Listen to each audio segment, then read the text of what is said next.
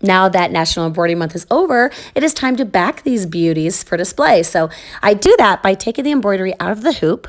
Then I will take a blank piece of fabric and I will lay it down, put the embroidery on top, and then place it back in the hoop. Then after adjusting it for a while by pulling it taut, I will take some fabric scissors and I will trim off the non-embroidered piece all the way to the hoop. Once that's done, I will trim the embroidery piece 1 to 1/2 of an inch away from that, so that way I can use fancy tacky glue to tack down those edges. So it gives it a nice finished look to your embroidery for display. It'll make it last longer throughout the years, all that stuff, yada, yada.